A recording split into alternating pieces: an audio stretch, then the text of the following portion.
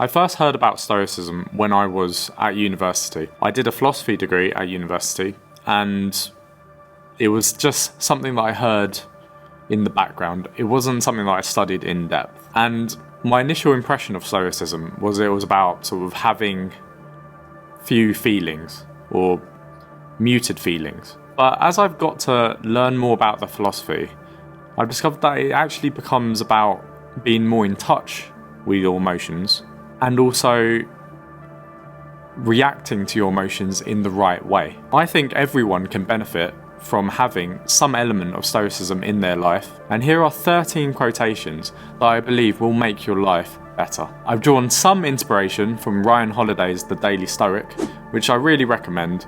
It's a book full of Stoic quotations where he's provided an explanation about each quotation. And sometimes you need that with Stoicism, because it can be quite difficult to get to the root of what's actually being said. So an explanation is quite helpful.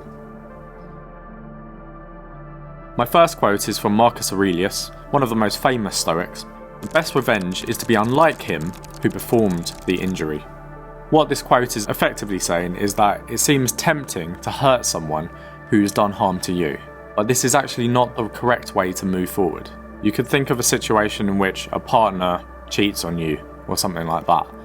Your first inclination may be to cheat on that partner with someone else as some form of revenge, but this won't actually help you deal with the situation at all, and it will actually take you down a dark path. This reminds me of the famous quotation from Gandhi, "An eye for an eye makes the whole world blind."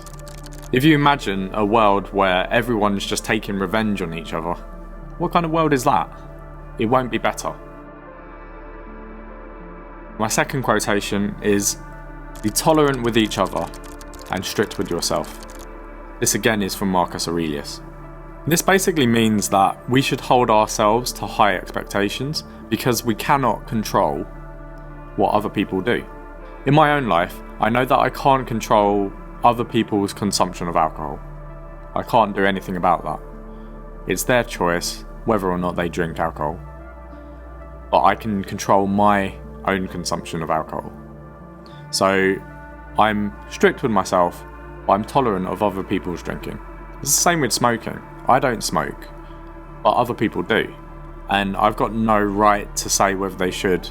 I could say, okay, well, it's got these bad health effects, but I have no right to say that they can't, or they shouldn't. So I don't attempt to. The element of control as well, or trying to take control of other people's lives, when taken to extremes, can lead to really terrible situations. So domestic abuse, for instance, is an example of someone trying to control the life of someone else. So Stoicism, in a sense, can keep you out of trouble. If you think about it this way, if you attempt to control someone else and someone else doesn't listen to you, where's that going to leave you emotionally? You're going to be dissatisfied, unhappy. But if you know that you can control your own actions, and you control them well, and you're strict with those actions, then you'll be in a much better position.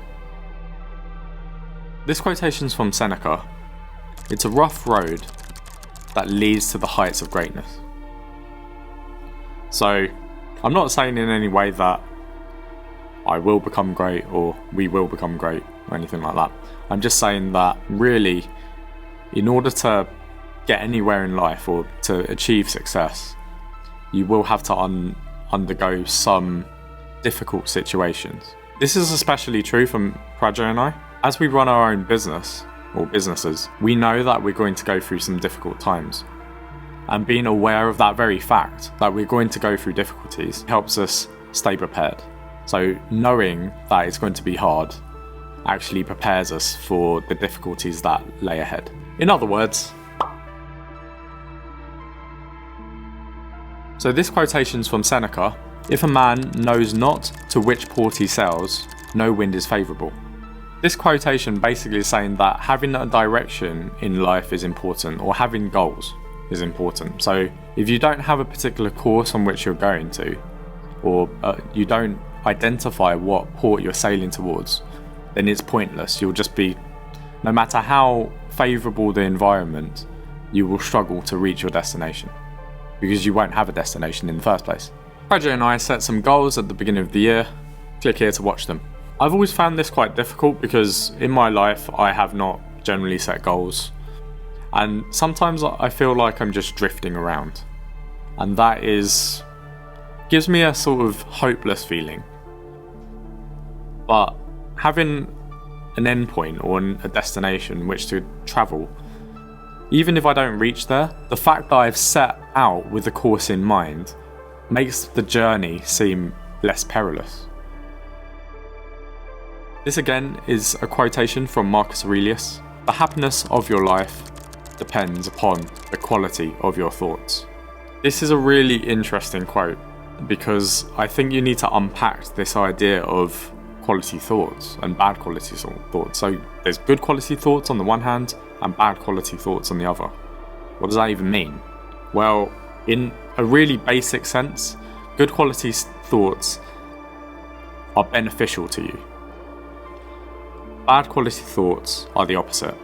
As I delved into this quote a bit more, I became a bit more interested in the idea of what are good quality thoughts and what are bad quality thoughts. And here I've summarised some of my findings in this table.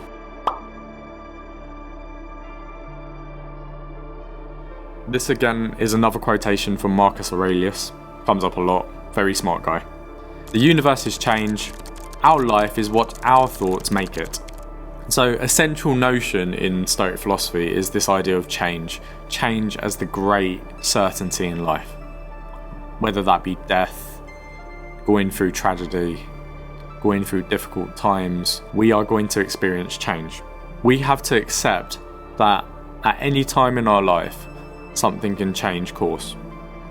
People can leave us, people can enter our lives. That's the one certainty in life. Things will change. Change, however, is natural, and it's something that we should embrace. Even if it's not good change, it's something that is inevitable. So this is a quotation from most hardcore Stoic, Epictetus. It's not events that disturb people, it's their judgments concerning them. So this quotation is a bit like the famous saying, life is 10% of what happens to you and 90% of how you react to it. So again, this is touching on a key idea of Stoicism. Change and events are inevitable. At some point, an event will happen in your life that transforms the way that you're existing, your status quo, as it were. How are you going to react to that? It's inevitable, it's going to happen. How are you going to frame it? Again, a key notion in Stoic philosophy is this idea of reframing. It's not that an event happens to you and you don't experience feelings towards it. You might not be able to change those feelings, but you might be able to change how you reflect upon it. And becoming aware of the fact that life will change, your view of that event will be shaped ultimately by how you react to it. I think this is really, really difficult. This is probably one of the hardest things in Stoic philosophy. I think Marcus Aurelius originally said that Epictetus had this idea of a baby, like you having a child and that child dying. One of the most tragic events in anyone's life. A child dying before their parents. And yet Epictetus was saying you shouldn't be too sad about it because it's an inevitable part of life. And even Marcus Aurelius, who, I'm quoting him, very important Stoic philosopher, even he found this just an incredible statement to make. But Epictetus kind of took it a bit further than most, as he had such a difficult upbringing. He was a slave. So this idea of trauma is how we react, for a Stoic at least, it's how we react to an upsetting event in our life. And Epictetus is essentially saying trauma doesn't really exist. It's our reaction to that trauma or that event that creates this traumatic pain. and some people aren't able to move past that. So this one's a difficult one, very, very challenging, but if it can even make you think about the next time you go through something difficult in your life, if you are able to reframe that in some positive way and just regard it as a change, then you might end up in a better position as a result. So this quotation's from Seneca. Luck is what happens when preparation meets opportunity. As soon as I heard this quotation, I thought immediately of Charlie Munger and Warren Buffett, so investment. Good opportunities come around in your life. It might happen maybe 10, 12 times in your life. These big opportunities will just pop up. Do you have the courage to just go for that opportunity and go for it in a big way when that occurs? I'm just going to read a quote from Charlie Munger just to sort of emphasize how important it is, this idea of luck and seizing opportunities. You know, the game in our kind of life is being able to recognize a good idea when you rarely get it, or when it is rarely presented to you. And I think that's something that you have to prepare for over a long period. What is the old saying? That opportunity comes to the prepared mind.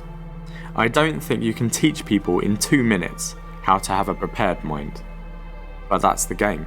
So in my own life, I can definitely think of an example, the pandemic.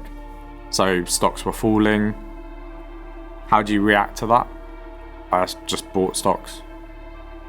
I bought positions like Apple, that kind of thing, because they were going for cheap valuations.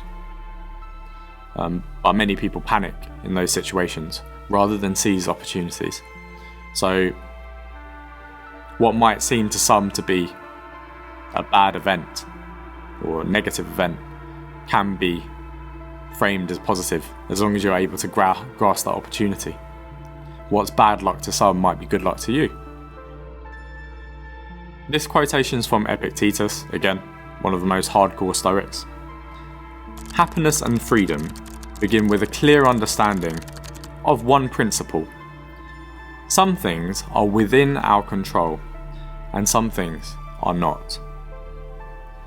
This again deals with the most central notion in Stoic philosophy, the idea that we need to identify those things that we can control and those things that we can't. I'll give you an example that I think afflicts my own father quite a lot. He looks at the news all the time. He looks at all the bad events happening, and he feels saddened by those events or upset by it and very emotionally involved in it. Well, those are things that he can't really do anything about. But he chooses to get somewhat involved with it. Sometimes, if you're able to take action and meaningfully prevent something, then by all means do it. A Stoic would be for that, because it's something that you can control. But it's equally important to recognise that there are some things in life you have no domain over. You can't do anything about them. So in these cases, you need to recognise what you can control, what you can't control, control those things that you can control, and ignore the things that you can't. And you'll end up in a much better mental state as a result. This quotation is about having a scarcity mindset. And it's from Seneca. It is not the man who has too little, but the man who craves more that is poor. If someone has a scarcity mindset, they focus on what they don't have, and they can't appreciate what they do have. The feeling of contentment arises when you appreciate what you have rather than seeking more. There are some people who spend their whole lives constantly seeking more and more things. But really, achieving contentment with yourself is about appreciating what you already have. If you look back on your life, the one thing that you'll probably appreciate the most is your family, your friends, the things that you have will mean less and less. And usually it is the case that as people earn more and more money, become more and more wealthy, they start to realize this. It takes time because they could be constantly striving for more and more and more. But at some point in their life, generally there is this moment of realization. The thing, I wish that I spent more time with my family. I wish I'd done more of this. Sometimes it takes actually having all of that wealth and being in a position of privilege to realize what's important. It's a difficult place to reach this peace of mind, but I think you can either get it two ways. You can either embody this philosophy in your life, so you live minimalist and you appreciate the things that you have, or you grow to be that way. So sometimes it takes people time to actually reach that stage in their life, which is fair enough. If you're not at that stage at the moment, you're still young, you're looking to earn a lot more, build your wealth and that kind of thing, then it's fair enough that you probably haven't reached that stage. But at some point you probably will. This quotation is a little contentious, I think.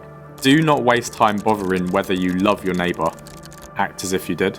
So this quotation is all about prioritizing actions over feelings. I can just imagine. So imagine you're taking someone on a date.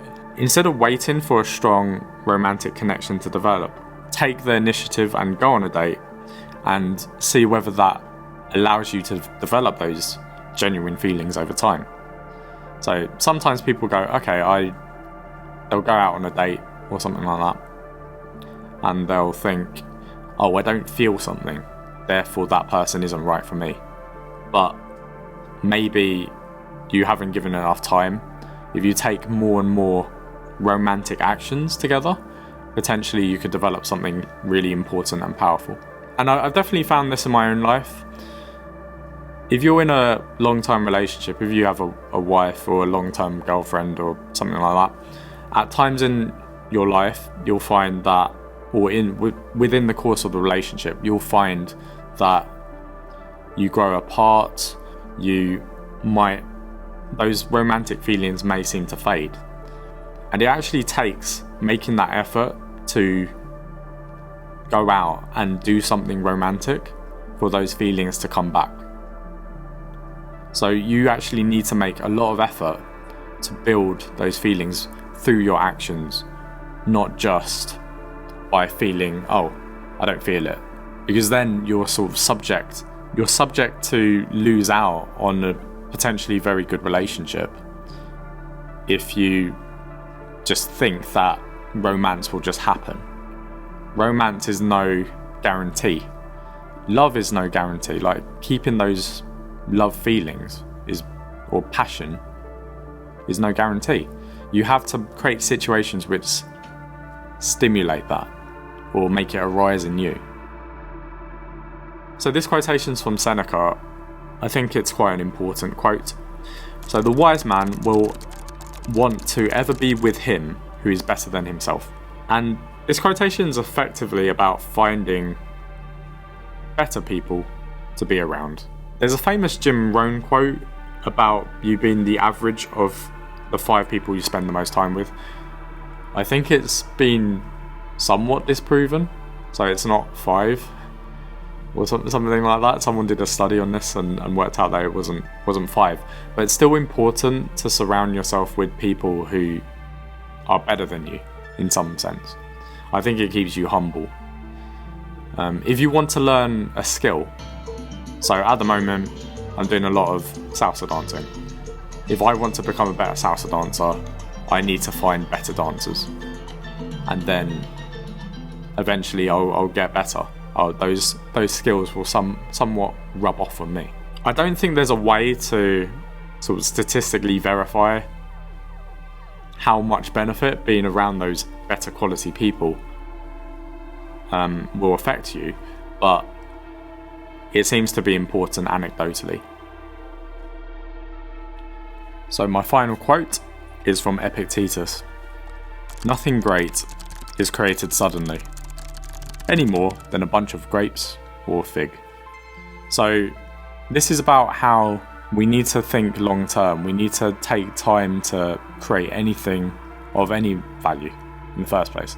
So I'm reminded in my own life about how businesses, they take time to get up to scale. And also with investment generally. If you want to create a portfolio and you want to create a big portfolio, that often takes time to create. Furthermore, if you think about relationships in your own life, relationships are things that take time to form. Think about a baby as well. Think about what goes into creating a baby. You've got to form a relationship. You've got to come together, as it were. And there's a lot more to the creation of something great. And think about a company like Apple that was famously started by Steve Jobs and Steve Wozniak out of a garage. You know, it started with Steve Jobs ringing up, I think it was IBM, and asking for computer parts and that kind of thing. That was their humble beginning, and that took years and years and years to get off the ground. Went through a lot of difficult times as well, and now it's a multi-trillion pound company. In our own company itself, it's taken about 15 years to get off the ground, and we're still a long way from where we want to be. So things that have the potential to be great or are great do take a long time to get to that place. And it's the same with when I look at a happy family or something like that. You think, oh wow, they've got a great life, they've got a great, and even someone's mansion or something like that. You can imagine things in your life that you want or you desire, but you rarely see what it took to get them to that place. You only see the effects of it. Infamously, an overnight success takes 10 years. So those were 13 Stoic quotations to make you more powerful. If you enjoyed that, you might like to watch this video on 7 barriers to success and how to overcome them, or this video, 19 everyday activities for a better life.